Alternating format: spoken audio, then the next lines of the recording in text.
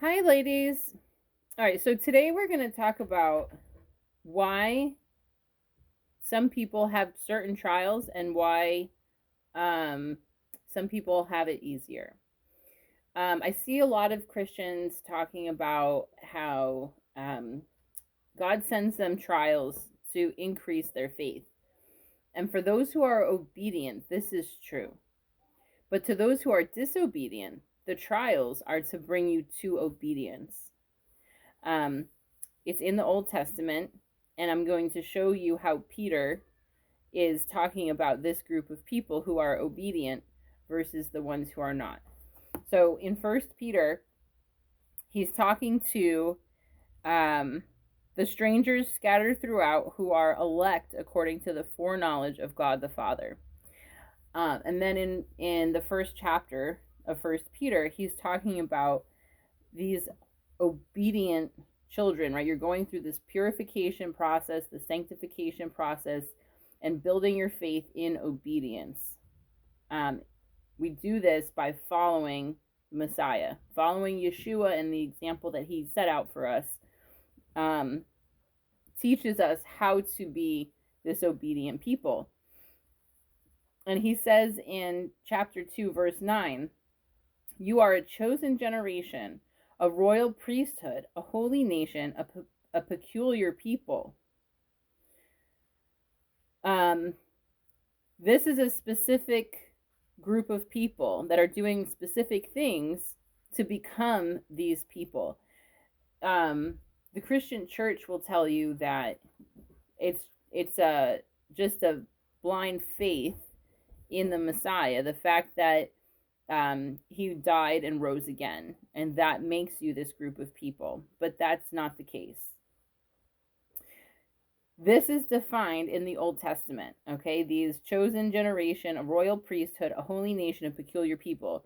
In Exodus, God tells us directly how to become this group of people. Okay, so if we go to Exodus 19,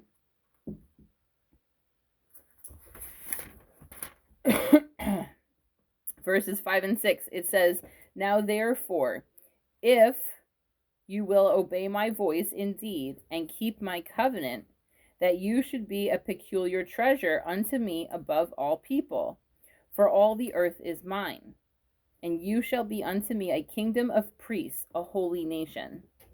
Okay, so if you obey his voice, God's voice, and keep his covenant, okay, that's actually the same idiom. Obeying his voice means you're keeping his covenant because he spoke the covenant.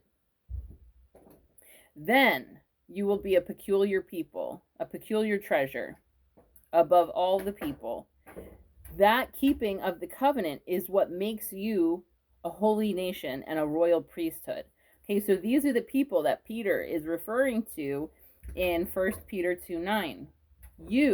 You obedient people, are a chosen generation, a royal priesthood, a holy nation. What did I say? You are a royal priesthood, a holy nation, and a peculiar people if you are obedient to this covenant. So in Exodus 19, God says, "Obey my voice and keep my covenant, and you will be this special group of people." And then in Exodus 20, he gives us the 10 Commandments. And this is the covenant that was made at Horeb. Okay, we know that this is what Yeshua came to teach. In Deuteronomy 18, Moses tells us that God is going to raise up a prophet from among the brethren. God is going to put his words in this prophet's mouth, and anybody who doesn't hearken unto him will be destroyed from among the people. Peter expands on that in Acts 3:19 to 26. And this Messiah that he's going to send in Deuteronomy 18 is going to teach everything that was desired at Horeb. The 10 Commandments were given at Horeb, verbally spoken by God, and then he wrote them on 2 tables of stone with Moses at Mount Sinai. Okay, so this is the covenant. If you obey this covenant, if you keep the 10 Commandments, then you will be this kingdom of priests, this holy nation, and this peculiar treasure above all other nations. Now, the trouble. Why do people have trouble? I hear all the time these Christians that will say, why do bad things happen to good people? And I'm going to explain it to you. This is in Deuteronomy 28. Leviticus 26 and Deuteronomy 28 are basically the same chapter. They go together. And it explains what God does to those, how he blesses those who keep the covenant, and then the opposite. If you don't keep the covenant,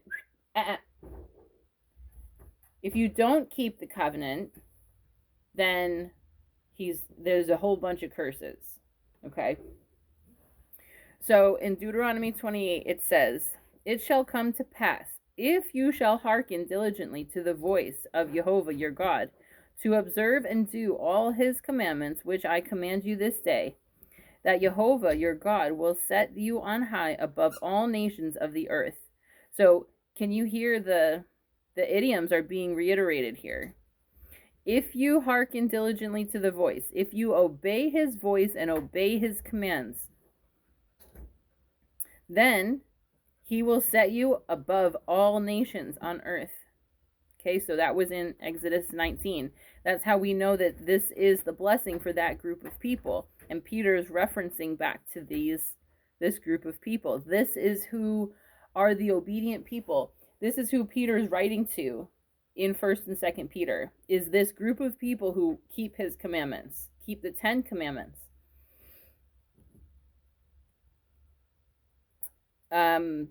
All right, so Deuteronomy 28 verse 2, "All these blessings shall come upon you and overtake you if you hearken unto the voice of Jehovah your God." Okay, so these are the blessings. "Blessed shall you be in the city, and blessed shall you be in the field. Blessed shall be the fruit of your body, and the fruit of the ground, and the fruit of the cattle, and the increase of the kine, and the flock of the sheep. Blessed shall be thy basket and thy store. Blessed shall thou be when thou come in, and blessed shall thou be when you go out." Abby Rose. Sorry. "Jehovah shall cause your enemies that rise up against you to be smitten before your face. They shall come out against you one way and flee before you 7 ways. Jehovah shall command the blessing upon you in your storehouses and in all that you set your hand unto. He shall bless you in the land which Jehovah your God has given you. Jehovah shall establish you a holy people unto himself, and as he has sworn unto you, if you shall keep the commandments of Jehovah your God and walk in his ways. And all the people of the earth shall see that you are called by the name of Jehovah, and they shall be afraid of you. And Jehovah shall make you plenteous in goods, in the fruit of your body, in the fruit of your cattle, and the fruit of your ground, in the land which Jehovah sware unto your fathers to give you. Jehovah shall open unto you his good treasure. The heaven shall give the rain unto your land in his season, and to bless all the work of your hand, and you shall lend unto many nations, and you shall not borrow. And Jehovah shall make you the head and not the tail, and you shall be above only, and you shall not be beneath. If you hearken unto the commandments," there's lots of ifs. If you do this, Jehovah will do that. If you keep my commandments, I will bless you. That's what he says. If you hearken unto the commandments of Jehovah your God, which I command you this day, and observe to do them. And you shall not go aside from any of the words which I command you this day to the right hand or to the left, to go after other gods to serve them. Okay, so don't go to the left, don't go to the right. Straight down the middle is the narrow path. So Ezekiel 4 explains this. To the left is the northern tribes of Israel who got scattered into Assyria, and then, they got taken into Assyria and then scattered to the 4 corners. So the northern tribes, when they scattered to the 4 corners, became the Christian church today. That's the left. The right was Judah and Benjamin, that's today's Jews. They're still trying to keep portions of the sacrificial law. There's a whole bunch of people who came out of the Christian church and went and attached themselves to Judah and are also trying to keep portions of the sacrificial law and make literal sacrifices and wearing tzitzits and all this stuff. That's the right. Don't go to the left. Don't go to the right. Straight and narrow. The straight and narrow down the middle is the keeping of the 10 Commandments, because the left did away with all of it. They say that the 10 Commandments and the sacrificial law were one. They get rid of all of it. Say it's nailed to the cross. The Torah community and the Jews say you still have to do it all. Whatever portions of the sacrificial law apply to you, you have to do them. And that's not right either, because there was obviously something that was nailed to the cross. And it was everything that was added for the transgression of the golden calf after the 10 Commandments were given. And that's in, you can see it very clearly written throughout the book of Deuteronomy. Read Deuteronomy like 4 to 10. And it's plain. And then Deuteronomy 31, you can read Ezekiel 20. Paul talks about it in Galatians and Romans. The law of sin and death is the sacrificial law, the letter of the law that kills, versus the law of life and liberty, the 10 Commandments that brings life. Okay, and here you can plainly see in Deuteronomy 28 all of these blessings. He's going to bless you in the fruit of your womb, right? So you're going to have lots of children, your cattle and your kine and your sheep and your fields and your storehouses. So you're going to do well in your family. You're going to do well economically in your business. You're going to have plenty of food. He's going to bless you. He's going to make sure that you have everything that you need if you keep his covenant. Okay, so if you don't keep his covenant, he's going to do the opposite, right? There are two ends of the spectrum. If you keep the covenant, you get blessed. But if you break the covenant, you get punished, right? So that was the same thing with the golden calf. They broke the 10 Commandments right after they got given it. They received the covenant. They broke it. They got punished. They got punished with the sacrificial law. So Deuteronomy 28, from verses 15 to 68, it explains all of the ways that Jehovah curses us for breaking the covenant.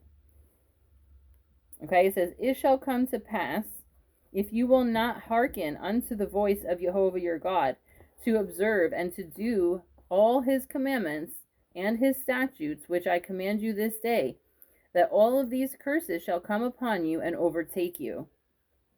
Okay, so when people say, why do bad things happen to good people? They might be good by the world's standard, but to God's righteousness, they are filthy rags. To God, the people who don't keep his covenant are the people who are disobedient.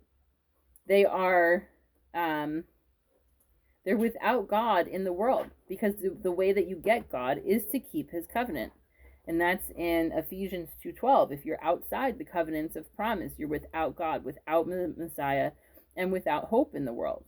So you have to keep these covenants, or you're going to get all of these curses. All of these curses are going to overtake you. "Cursed shall you be in the city, and cursed shall you be in the field. Cursed shall be the basket of your store, and cursed shall be the fruit of your body, and the fruit of your land, and the increase of your kine, and the flock of your sheep.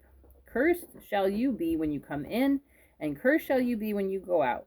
Jehovah shall send upon you the cursing, vexation, and rebuke in all that you set your hand unto for to do, until you be destroyed, and until you perish quickly, because of the wickedness of your doings, whereby you have forsaken me." So he's clearly telling you this is a rebuke. If you're getting these things, you are getting a rebuke because you're not being obedient. If you're being obedient, like, it's a little tough because we're at the end of the world, right? So he does send the people who are obedient. We do have troubles. We do have trials. And it's to increase your faith. It's to purge out any sin that is that's left in you, right? When you if you have a habit or thoughts that are breaking the 10 commandments, right? He's going to teach you through these trials how to rein yourself in, come back to that narrow path so that you can walk it perfectly and be holy as God is holy. And Peter talks about this too. In 1 Peter 1, it says, verse 14, we'll start at 13. Wherefore, gird up the loins of your mind, be sober, and hope to the end for the grace that is to be brought unto you at the revelation of Yeshua Messiah. Now, grace is conviction, and to be sober means to watch.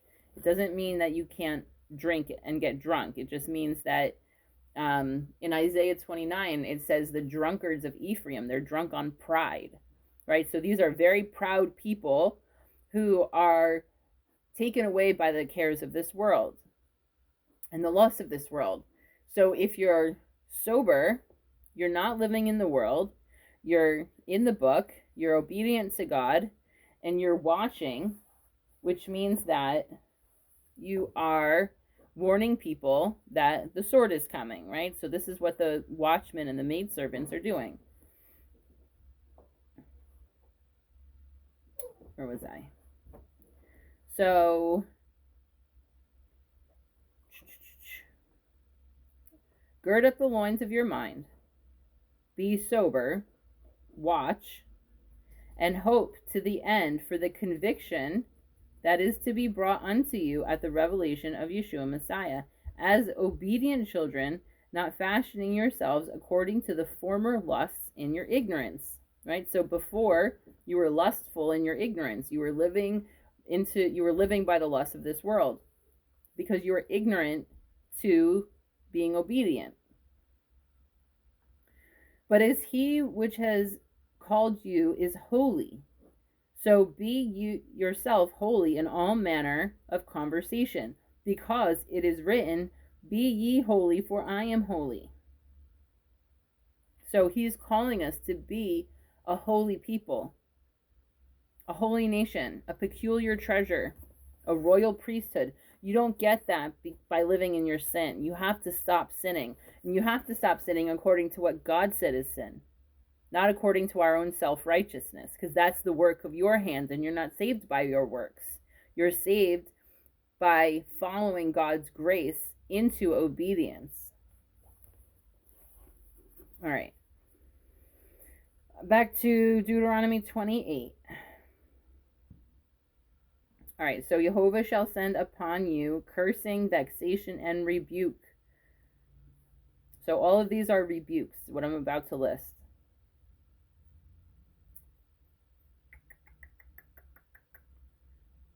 And why? Because of the wickedness of your doings, whereby you have forsaken me. So if you forsake the covenant, you forsake God.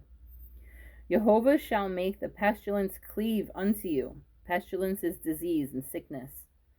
Until he have consumed you from the land, whether you go to possess it. Jehovah shall smite you with a consumption, and with a fever, and with inflammation, and with an extreme burning, and with the sword, and with blasting, and with mildew, and they shall pursue you until you perish. And the heaven that is over your head shall be brass, and the earth that is under you shall be iron. Jehovah shall make the rain of your land powder and dust. From heaven shall it come down upon you, until you be destroyed. Jehovah shall cause you to be smitten before your enemies. You shall go out one way against them, and flee 7 ways before them, and shall be removed into all the kingdoms of the earth. All right, so think back to like the history books. As long as the people kept the covenant, the neighboring nations were peaceful with them. They didn't try to come in and take over the land. But as soon as God's people, as soon as Israel started breaking the covenant, he would warn them. He'd tell them, I'm going to send a country in to destroy you. And then when they didn't hearken, Assyria would come in and take over. The Moabites would come in and take over. Babylon came in and take over. Right? So all of these neighboring countries, the Amorites, the Amalekites, the Hittites and the Hivites and the Perizzites, all of them, right? We all know the stories. They would come and they would invade Israel. Israel would lose terribly. They would repent and turn back to the covenants, and God would give them peace again. This is what's happening. And the carcass shall be meat unto the fowls of the air and unto the beasts of the field, and no man shall fray them away. So the fowls of the air and the beasts of the field are Gentiles. That's an idiom for Gentiles. So if you don't hearken to the covenants, then you're going to be taken over by the Gentiles, not necessarily your literal body, but your spiritual mind will forsake God, and you will become a Gentile. And this is what happened. There's plenty of prophecies about it, where the northern tribes, when they scattered around the world, they forgot who they were. They were taken over by the Gentiles, became Gentiles themselves. And Jehovah will smite you with a botch of Egypt, and with the emerods, and with the scab, and with the itch, whereof you cannot be healed. Jehovah shall smite you with madness, and blindness, and astonishment of heart. And you shall grope at noonday, as the blind gropeth in darkness, and you shall not prosper in your ways, and you shall be only oppressed and spoiled evermore, and no man shall save you. You shall betroth a wife, and another man shall lie with her. You shall build a house, and you shall not dwell therein. You shall plant a vineyard, and you shall not gather the grapes thereof. Your ox shall be slain before your eyes, and you shall not eat thereof. Thine ass shall be violently taken away from before your face, and shall not be restored to you. Your sheep shall be given unto your enemies, and you shall have none to rescue them. Your sons and your daughters shall be given unto another people, and your eye shall look, and fail with longing for them all the day long, and there shall be no might in your hand. The fruit of your land and all your labors shall a nation which you knew not eat up, and you shall be only oppressed and crushed away. This sounds terrible. This is what happens when you forsake the covenant. So that you shall be mad for the sight of your eyes which you shall see. Jehovah shall smite you in the knees and in the legs with a sore botch that cannot be healed, from the sole of your foot unto the top of your head. Jehovah shall bring you and your king, which you shall set over you, unto a nation which neither you nor your fathers have known, and there shall you serve other gods, wood and stone. So this is idolatry. So you're going to choose a king, you're going to get scattered, you're going to go to foreign nations, and there you will serve other gods made with wood and stone. You're going to continue to worship idols. And that's the sin that leads to death. This is what God is so angry about. You shall become an astonishment, a proverb, and a byword among all nations, wherever Jehovah shall lead you. And you shall carry much seed out into the field, and shall gather but little in, for the locust shall consume it. You shall plant vineyards and dress them, but shall neither drink of the wine, nor gather the grapes, for the worm shall eat them. You shall have olive trees throughout all the coasts, but you shall not anoint yourself with the oil, for thine olive shall cast his fruit. You shall beget sons and daughters, but you shall not enjoy them, for they shall go into captivity. And thy trees and fruit of the land shall the locust consume. The stranger that is within you shall get up above you very high, and you shall come down very low. All right, so if you're blessed, you will be the head and not the tail. But when you don't keep the covenant and you're cursed, you will be brought very low, and the stranger among you, the Gentiles who live among you, will be brought very high. Okay, so the people who call themselves God's people, who are not keeping the covenant, right? There's a whole bunch of people in Mystery Babylon who are very angry with the government right now. There's protests all the time. People rail against the government constantly. And they're not keeping the covenant. They have no interest in obeying God. And they wonder why their government oppresses them. And Paul expounds on this in Romans 13. Peter talks about it. Jude talks about it. When you disobey God, he puts a government over you that is a reflection of yourself. The governments in place are not there because of the atheists and the Muslims and the agnostics and the Buddhists. It's there because of God's people, the people who call themselves gods, who claim to follow this book, that don't follow the covenant. The governments are a reflection of the hearts of those people. So if God's people are good, according to God's righteousness, if you're keeping the covenant, you won't have to worry about your government because they'll be good. They're not a terror to good works, Paul tells us in Romans 13. But if you're not doing the good works, you're breaking the covenant, that means you have a wicked heart.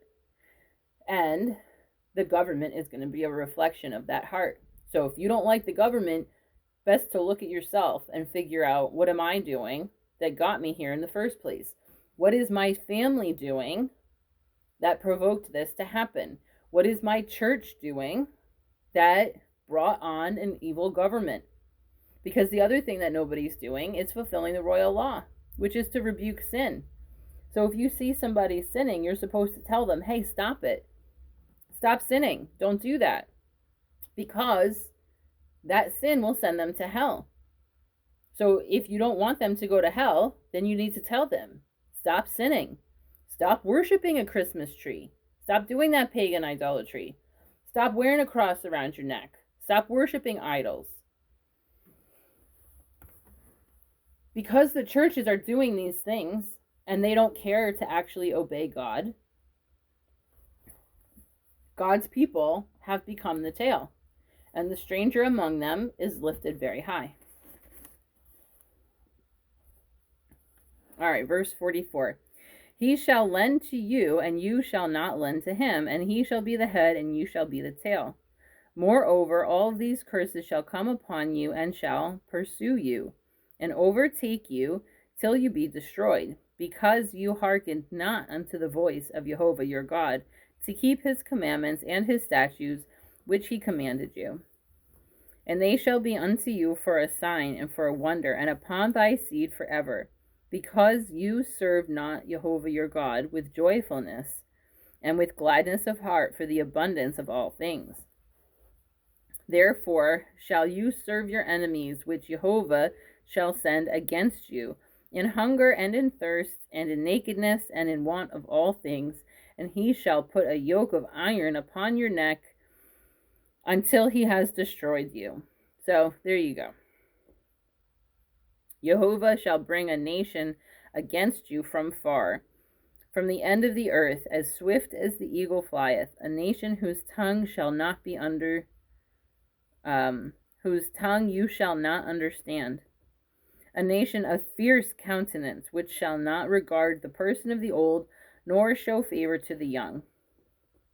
And he shall eat the fruit of your cattle and the fruit of your land, and until you be destroyed, which also shall not leave you either corn or wine or oil or the increase of your kine or flocks of your sheep, until he has destroyed you.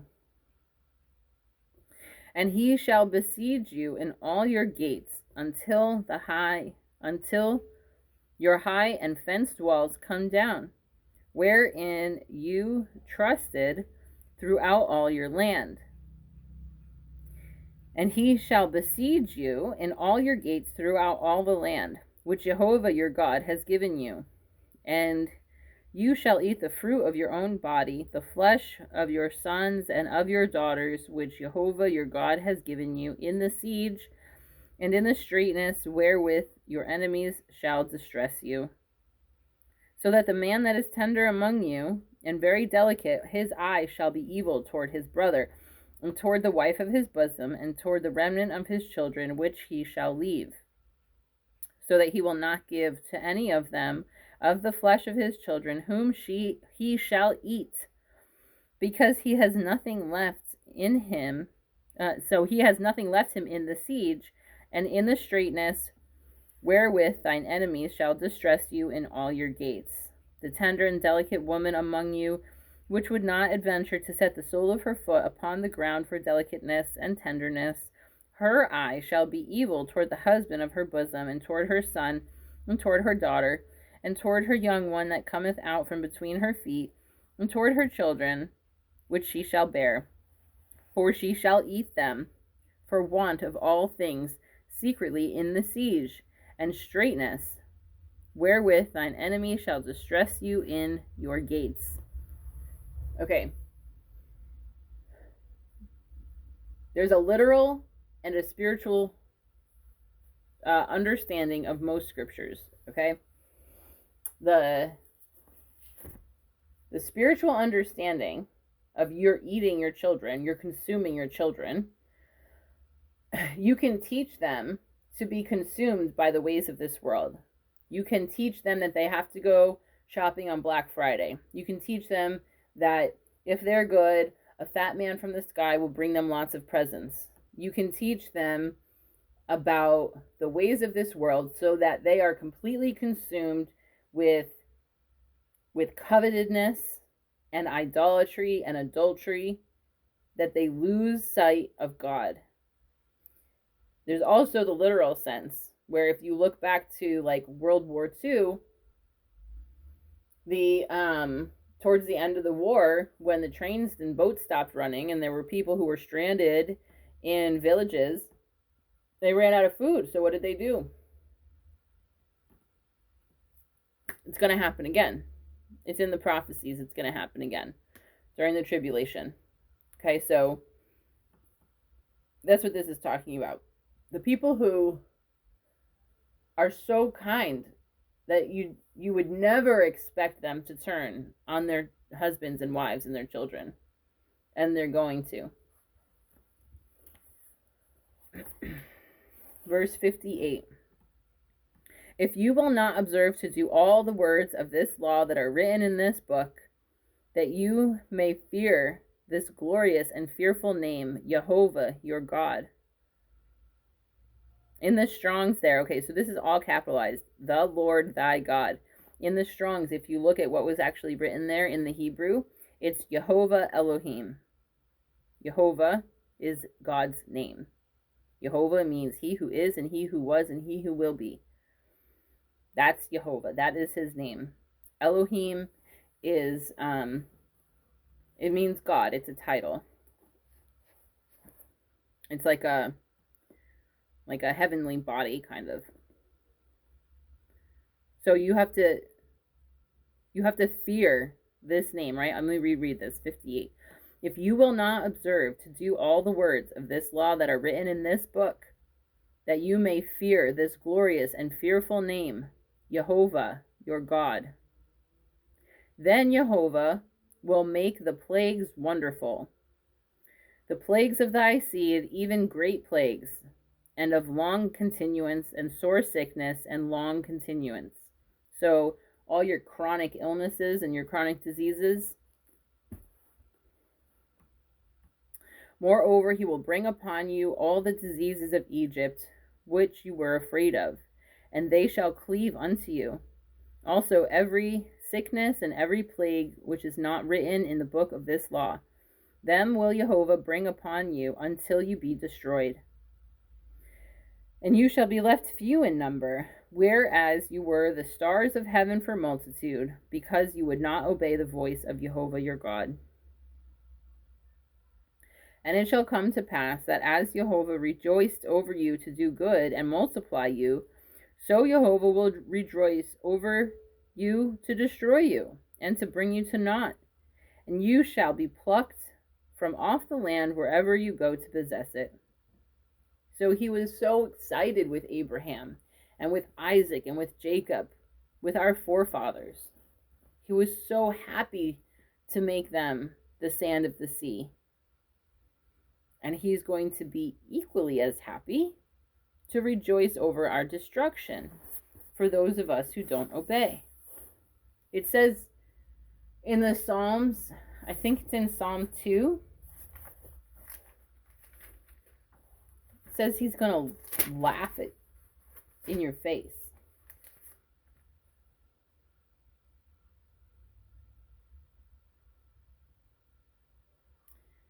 He that sits, Psalm 2, verse 4, he that sits in the heavens shall laugh. Jehovah shall have them in derision. He's going to laugh at us. He's going to laugh.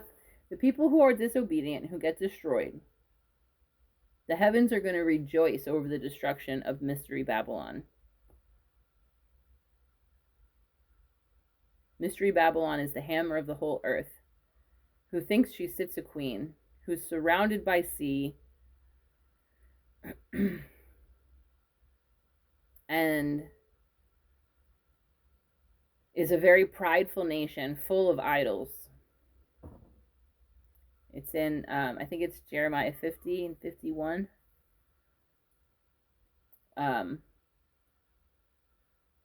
Take a wild guess. Right now, there's a lot of people trying to make Mystery Babylon great again, but it's not going to happen. In 1 hour, in 1 day, will be destroyed. All those who are disobedient.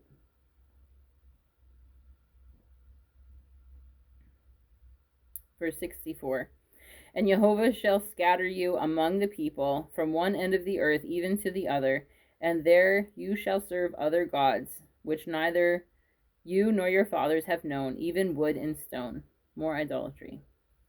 And in Psalm 135 and Psalm 115, it tells us that those who worship idols become deaf, dumb, and blind like their idols. So if your parents are worshiping idols, then they're deaf, dumb, and blind, and their children will be deaf, dumb, and blind, and they will serve those idols. And it just continues. And in Exodus 20, I think as part of the second commandment, it says that he will, I don't want to misquote it. Exodus 20. He will visit the iniquity of the fathers upon the children unto the third and fourth generation of them that hate him. So if you're worshiping idols, you hate God, and he's going to visit the iniquity of those fathers to the third and fourth generation, okay? So if Christmas is like that's the thing that got Israel kicked out of the land in the first place. It was called an Asherah pole then. It's a Christmas tree now, worshiping trees. God hates worshiping trees. It's all over the Bible. If you're worshiping a tree, he hates it. And it says that you hate him. So, I kind of lost my train of thought here. Oh, right. Christmas. So Christmas was illegal until like late 1800s, the early 1900s. So for me, my great grandmother was probably that was the first generation in my family to do Christmas in the United States. So I've got my great grandma, my grandma, my dad, and then me, fourth generation. And we are the generation of God's wrath. So there you go. Verse 65. And among these nations shall you find no ease, neither shall the sole of your foot have rest. But Jehovah shall give you there a trembling heart and failing of eyes and sorrow of mind. Okay, so all of your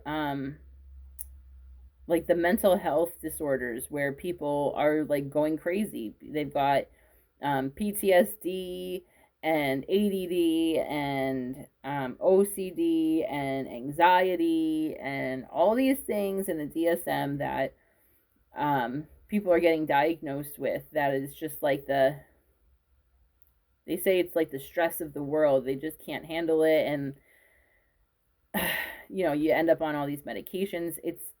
It's not that there's something wrong with your brain. There's not some hormonal imbalance in your body. It is a natural reaction to generation upon generation upon generation of not obeying God's covenant. Because when you do those things, when you worship idols and Christmas trees, when you lie to your children about the Easter bunny, you're opening the door for demons to come in.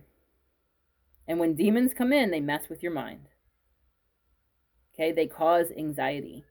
They cause this faint of heart, crazy attitude that people have, the schizophrenia and the multi-personality disorder. I mean, you're literally talking to demons when you have multiple personalities and somebody's one way and 5 minutes later they're a completely different person. You're literally talking to their demons.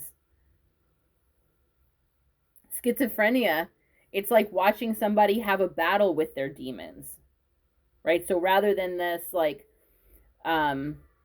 this outpouring of the demon talking and interacting with the world, it's the demon fighting with the person inside their own head. That's why they're like having this conversation with this voice that you can't hear. They can hear voices because they're listening to the demons.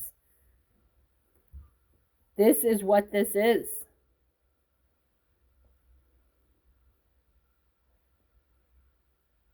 Verse 66, and your life shall hang in doubt before you, and you shall fear day and night, and shall have none assurance of your life. In the morning you shall say, would God it were evening, and at evening you will say, would God it were morning. For the fear of your heart, wherewith you shall fear, and for the sight of your eyes, wherewith you shall see. So in the morning you're going to say, oh God, I wish it were nighttime. I can't take what I'm seeing during the day. And at night, you're going to say, oh, God, I wish it were the morning because I can't sleep because of all the terrors that happen at night. You're just never going to get any rest.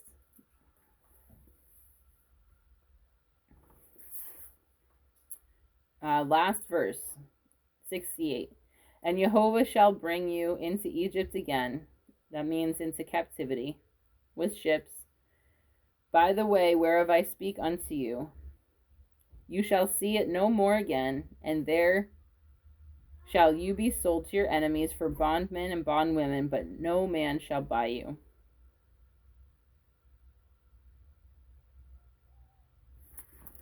So, when you're trying to figure out why it seems like bad things happen to good people, it's because God does not look at those people as good people. Those people are whores in God's eyes because they're worshiping other gods. You're committing adultery against God. Those people are wearing filthy rags. They are not righteous. They are not the bride of Christ. The bride of Christ are the people who keep God's covenant. You have to eat clean as well. That's the rainbow covenant. You have to keep the 10 commandments. And then once you're doing those things, you turn around and you warn the other people that trouble is coming. You teach other people how to keep the 10 commandments and eat clean. You teach them how to love God. You help them take the log out of their eye, right? I found somebody who had taken the log out of her eye, and then she helped me take the log out of my eye, and now here I am paying it forward, teaching you how to take the log out of your eye. So, yeah, I guess that's it. I pray this helps and that grace convicts you to search this out for yourself. Read the scriptures that I said. If you heard me say something and I didn't put a scripture with it, just search the phrase because it's probably one of the idioms. And feel free to message me.